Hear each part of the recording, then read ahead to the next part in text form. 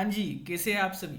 स्वागत करते हैं आपका लेक्चर नंबर 4 में। तो पिछले लेक्चर्स में हमने देखा कि लैप्लास ट्रांसफॉर्म के जो फॉर्मूलाज थे उनको डिराइव कैसे किया और उनके ऊपर कुछ एग्जांपल्स लिए। साथ ही साथ पिछले लेक्चर में हमने देखा कि गामा फंक्शन क्या होता है, कैसे होता है, और उसके साथ फैक्टोरियल का भी यूज़ हमने देखा था। तो इस लेक्चर में हम देखने वाले हैं व्हाट इफ़, अगर हमारा जो इंटीग्रल है वो रेंज, मतलब उसकी जो वैल्यूज है वो फिक्स नहीं है। मतलब सर्टन अमाउंट ऑफ रेंज के लिए कुछ different value, certain amount of range के लिए कुछ डिफरेंट वैल्यू। तो अगर कोई फंक्शन है वो कंटिन्यूस है और उसकी जो लिमिट्स है वो डिफरेंट है, तो उस टाइप के इंटीग्रल को हम सॉल्व कैसे करेंगे। तो उसी से रिलेटेड लैप्लास ट्रांसफॉर्म में कुछ प्रॉपर्टीज़ है। तो पहली प्रॉपर्टी है सेक्शनल और पीसवाइज कंटिन्यूटी। ठीक है, तो उसे देखते हैं अब हम। A function f of t defined on interval a comma b is said to be sectionally continuous or piecewise continuous in an interval a comma b if the interval can be subdivided into finite number of subintervals, in each of which the function is continuous and has finite right hand and left hand limits. तो अगर कोई function है तो उसे हम piecewise continuous और sectionally continuous कब कहेंगे। तो जब हम उस इंटरवल को डिवाइड कर सकते हैं कुछ पार्ट्स में, पर वो जो पार्ट्स होंगे जो हम डिवाइड करने वाले हैं उनकी जो राइट हैंड और लेफ्ट हैंड जो लिमिट्स होंगी वो फाइनाइट होनी चाहिए। ठीक है, अगला जो है फंक्शंस ऑफ एक्सपोनेंशियल ऑर्डर।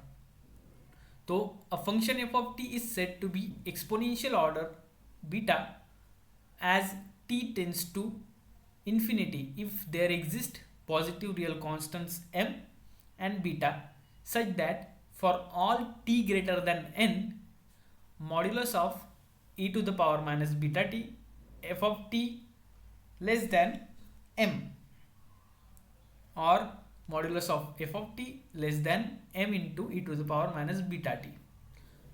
इसी के साथ और एक सफिशिएंट कंडीशन आती है जो लैप्लास ट्रांसफॉर्म में यूज़ होती है। ये सफिशिएंट कंडीशन है, नॉट नेसेसरी कंडीशन। वो है if F of T is sectionally continuous in every finite interval 0 less then t less than n and of exponential order beta for t greater than n, then its Laplace transform L of f of t is equals to small f of s exist for all s greater than beta। तो अभी आपको बहुत कुछ नहीं समझ में आया होगा, पर आप चिंता ना करें, जब हम एग्जाम्पल सॉल्व करेंगे तो आपको सभी ध्यान आ जाएगा। ठीक है, तो देर ना करते हुए हम एग्जाम्पल की ओर बढ़ते हैं। तो Laplace transform of F of T, if F of T is equals to 5, अगर उसकी जो लिमिट्स है वो है 0 से 3 के बीच में, और अगर 3 से ज़्यादा होगी तो उसकी जो वैल्यू होगी वो होगी 0। तो जैसा कि हमें लैप्लास ट्रांसफॉर्म के डेफिनेशन से पता है कि Laplace transform of F of T क्या होता है, 0 to infinity E raise to minus S T F of T D T. तो उसी को हम लिख लेते हैं अभी। बाय डेफिनेशन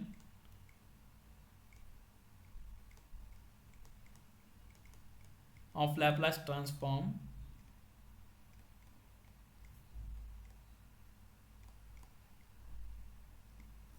डेफिनेशन क्या थी, Laplace transform of F of T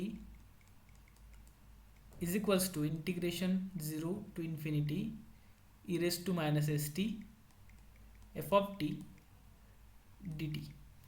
तो आपको पीसवाइज कंटिन्यूटी समझ में नहीं आई होगी तो वो बता देते हैं अब हम।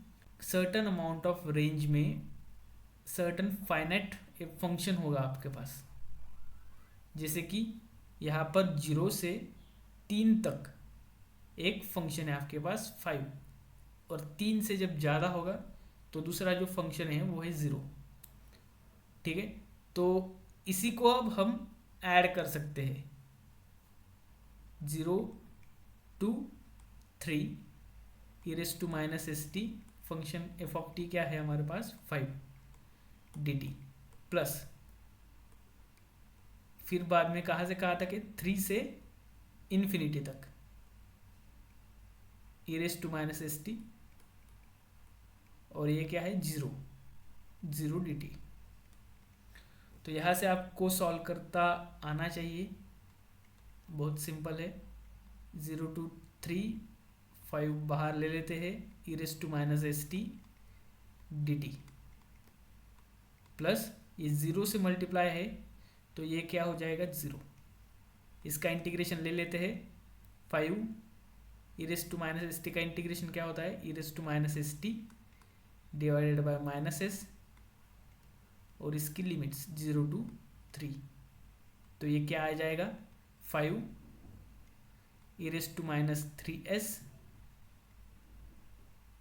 Divided by minus S minus lower limit e to the power 0 और वो हो जाएगा 1 divided by minus S.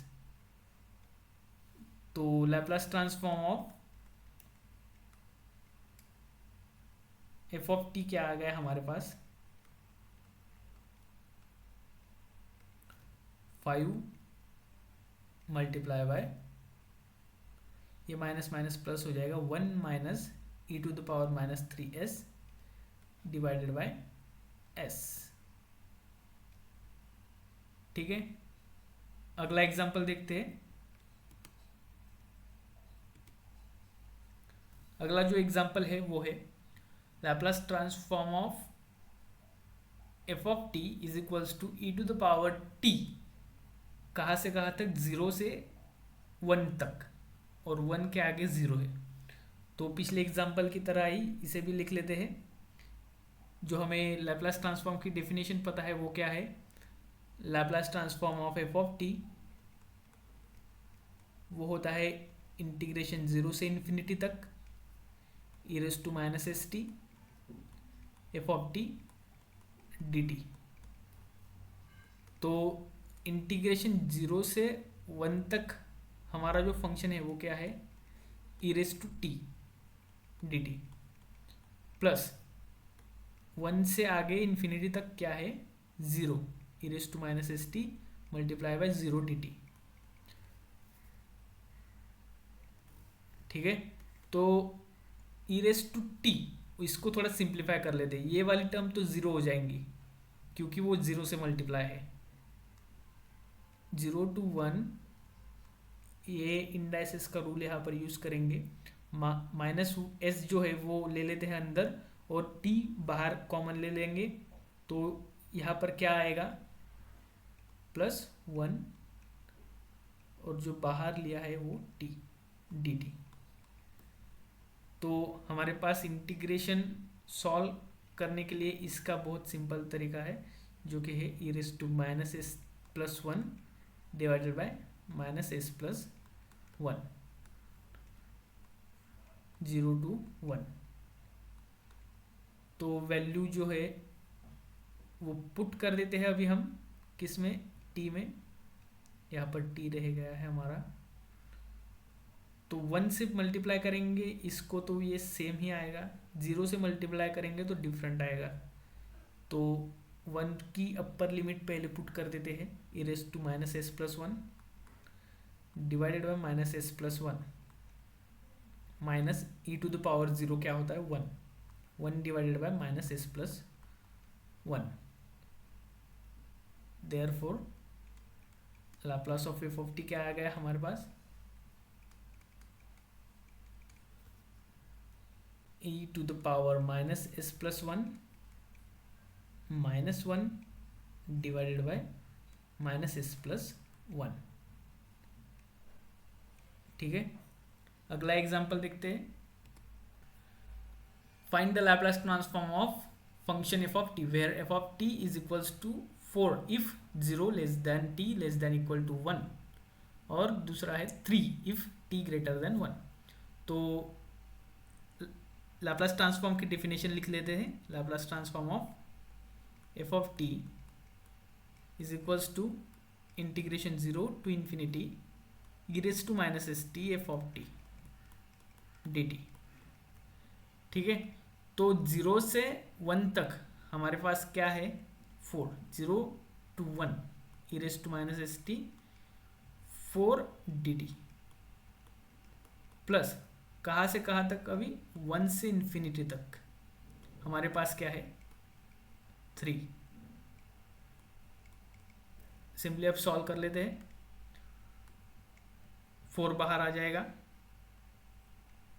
e raise to minus S T divided by minus S, 0 to 1 plus 3 बाहर, e raise to minus S T divided by minus S, 1 से infinity तक,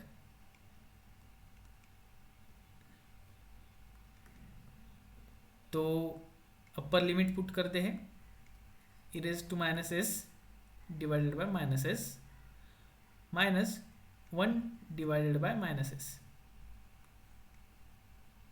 और इसका क्या आएगा 3, e रेस टू इन्फिनिटी क्या होता है 0, e raise to infinity infinity होता है, e raise to minus infinity 0 होता है, तो यहाँ पर e raise to minus infinity है तो वो 0 आएगा, माइनस ये वाला माइनस प्लस हो जाएगा, और e रेस टू 1 मतलब e raise to minus S divided by S, ये जो माइनस था वो लोअर लिमिट के माइनस के साथ प्लस हो गया है, ठीक है।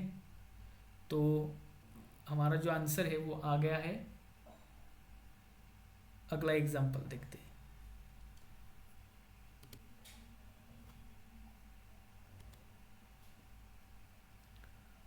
अगला जो एग्जांपल है वो है Laplace transform of F of T where F of T is equals to 0।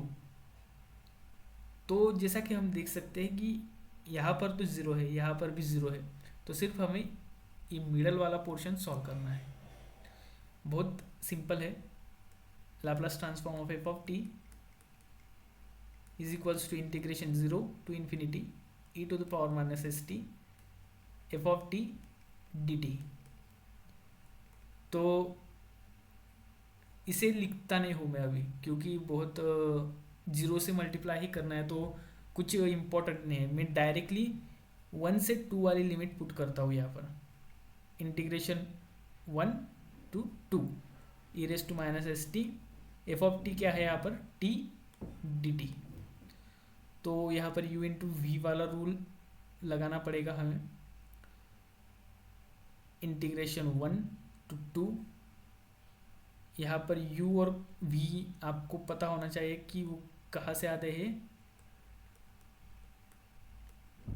मतलब यहाँ पर इंटीग्रेशन बाय पार्ट्स हमें सॉल्व करना है, ठीक है। आई होता है इनवर्स ट्रिग्नोमेट्रिक, एल होता है लॉगरिथमिक, ए होता है अलजेब्रिक, टी होता है ट्रिग्नोमेट्रिक और ई होता है एक्सपोनेंशियल। तो जैसा कि आप देख सकते हैं कि ये ई वाला लास्ट में आएगा, तो उसी फॉर्मेट में भी लिख लेते हैं हम ऐसे, ठीक है। तो अभी T E raise to minus S T divided by minus S, मैं अभी वो फॉर्मूला नहीं लिखने वाला, वो पिछले लेक्चर में हमने आपको बताया था। तो यहाँ पर इंटीग्रेशन इसका derivative 1 e raise to minus S T divided by minus S 1 to 2, तो क्या हो जाएगा ये e raise to minus S T divided by minus s, ये माइनस माइनस प्लस, फिर से एक बार इंटीग्रेट करेंगे तो माइनस आ जाएगा वापस, e raise to minus S T divided by s square. तो लिमिट्स पुट करते हैं अभी। अपर लिमिट क्या है 2 e to the power minus twice s divided by minus s. इसमें पहले दोनों की अपर लिमिट पुट कर लेते हैं, e to the power minus twice s divided by s square. अभी इसमें माइनस करते हैं लोअर लिमिट जो कि है 1 e to the power minus S divided by minus S minus e to the power minus S divided by s square. आगे बढ़ते, इसे अगर हम सॉल्व करेंगे तो हमारे पास स्क्वायर डिनोमिनेटर वाली 2 टर्म है और s डिनोमिनेटर वाली 1 टर्म है। Twice e to the power minus twice s divided by minus s, साथ में ले लेते हैं दोनों टर्म जो सेम सेम है, e to the power minus s divided by s minus e to the power minus twice s divided by s square, और ये भी प्लस हो जाएगी e to the power minus s divided by s square. अब इसे solve करना आसान हो गया है हमारे लिए। तो ये क्या आएगा, e to the power minus s minus 2 e to the power minus twice s divided by s। ऐसा भी लिखा तो भी चलता है, और इसे भी प्लस वाली आगे लिख लेते हैं हम, plus e to the power minus s minus e to the power minus twice s divided by s square. तो यहाँ पर आप इंडाइसिस की जो रूल्स होते हैं वो लगाकर आगे सॉल्व कर सकते हैं। तो यहाँ पर आंसर तो ख़त्म हो जाता है अपना, पर अगर आप एग्ज़ाम में लिखना चाहते हो तो आपको थोड़ा सिंप्लीफाइड फॉर्म में लिखना होता है। तो उसे लिखने के लिए आप e to the power minus s को कॉमन ले लेंगे और e to the power minus twice s को कॉमन ले लेंगे, ठीक है। तो उसके बाद जो आंसर आएगा वो क्या होगा, 1 divided by s plus 1 divided by s square, e to the power minus s minus 1 divided by s square plus 2 divided by s e to the power minus twice s। ये जो step हमने लिखी है ये इसके बाद आप directly लिख सकते हैं। ये कैसे आई, तो हमने सिर्फ e to the power minus s जो था वो बाहर ले लिया है। अगर आप यहाँ देखिए तो e to the power minus s जो है वो हमने बाहर लिया है, ये माइनस वाला s और ये माइनस वाली साइन, तो ये क्या हो जाएगा प्लस। तो ये क्या आएगा 1 डिवाइडेड बाय s, जो कि ये है 1 डिवाइडेड बाय s। इसके बाद ये वाली माइनस साइन और ये वाली माइनस साइन क्या हो जाएगी plus e to the power minus s divided by s square. तो ये क्या आएगा 1 divided by s square e to the power minus s। उसी के साथ माइनस हमने अभी कॉमन बाहर लिया है, तो अंदर क्या आएगा, ये जो दोनों है माइनस वाले ये प्लस हो जाएंगे। तो 2 divided by e to the power minus twice s जो था ये वाली टर्म ये हमने यहाँ लिखी है, और इसका जो e to the power minus twice s था उसे हमने बाहर ले लिया है। उसी तरह से e to the power minus twice s ये वाला जो है ये भी हमने बाहर ले लिया है, ठीक है। आज के लिए इतना ही। जय हिंद।